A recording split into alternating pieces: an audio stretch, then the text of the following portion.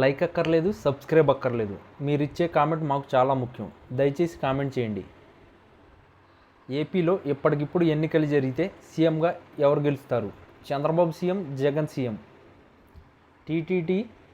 TTD పారకామణి వ్యవహారంపై CID దర్యాప్తుకు Andhra Pradesh high court ఆదేశించింది. చోరీపై నమోదైన కేసును లోక్ అదాలత్లో రాజీ చేసుకోవడంపై ఉన్నత న్యాయస్థానం కీలక ఉత్తర్వులు ఇచ్చింది. చోరీకి పాల్పడిన రవికుమార్ ఆస్తులపై దర్యాప్తు చేయాలని ఏసీబీని ఆదేశించింది. కేసు రాజీ వ్యవహారంలో టీటీడీ బోర్డు అధికారుల పాత్రపై దర్యాప్తు చేయాలని స్పష్టం చేసింది.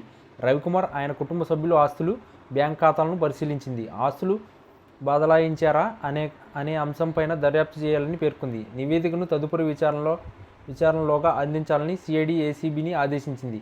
వైసీపీ ప్రభుత్వ హయాంలో 2023లో తిరుమల పారకామణిలో చోరీ కేసు నమోదైంది. ఈ ఘటనపై 2023లోనే టీటీడీ విజిలెన్స్కు ఫిర్యాదు ఇచ్చింది.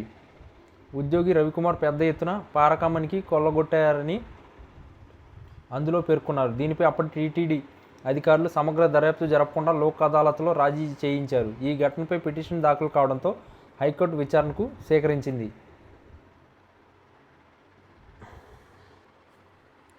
రాష్ట్ర వ్యాప్తంగా ఎక్కడికక్కడ ఏకంగా చిన్నపాటి నకిలీ మద్యం ఫ్యాక్టరీలు కనిపిస్తున్నాయి. మద్యం విక్రయాల్ని మాఫియా కనుసన్నల్లోనే కొనసాగుతున్నాయి. మద్యాన్ని వాళ్లే తయారు చేస్తున్నారు. వాళ్లకు చెందిన షాపుల ద్వారానే ఆ మద్యాన్ని వాళ్లే అమ్ముతున్నారు. వారికి చెందే బెల్ట్ షాపుల ద్వారా కూడా విక్రయాలు జరుగుతున్నాయి. గ్రామాల్లో ఏకంగా వేలు వేసి బెల్ట్ షాపులు ఏర్పాటు చేశారు. వాటికి పోలీసు రక్షణ ఇచ్చి వారి ఆధ్వర్యంలో గ్రామాల్లో మద్యం అమ్మేందుకు ఈ మాఫియా ఎలా శ్రీకారం చుట్టింది. వాటిలోనూ నకిలీ మద్యం అమ్ముతున్నారు. బెల్ట్ షాపులే కాకుండా ఇల్లీగల్ పర్మిట్ రూముల ద్వారా కూడా నకిలీ మద్యాన్ని విచ్చలవిడిగా అమ్ముతున్నారు. ప్రభుత్వం ఖజానాకు వేల కోట్ల నష్టం కలిగిస్తూ ప్రజల ఆరోగ్యాన్ని పణంగా పెడుతూ వీళ్ల జేబులే నింపుకునేందుకు ఏ స్థాయికైనా దిగజారిపోయి ఈరోజు డబ్బుల కోసం వ్యాపారం చేస్తున్న పరిస్థితి చూస్తున్నాం. వ్యవస్థీకృతంగా నకిలీ మద్యం తయారు చేయడం, అంతే వ్యవస్థీకృతంగా డిస్ట్రిబ్యూషన్ ఛానల్స్ అన్నీ వీళ్ల కంట్రోల్లోకి తీసుకోవడం, వాటి ద్వారా మార్కెట్ చేయడం, ఇంత ఆర్గనైజర్గా క్రైమ్ చేయడం ఒక చంద్రబాబు నాయుడు, ఆయన కొడుకు లోకేష్కి మాత్రమే సాధ్యం. నిజంగా నకిలీ మద్యం ఫ్యాక్టరీలు పెట్టింది చంద్రబాబు నాయుడు మనుషులే. నకిలీ మద్యాన్ని తయారు చేసి తమ మాఫియా భాగమే ప్రైవేట్ లిక్కర్ షాపులకు సరఫరా చేసేది వాళ్లే.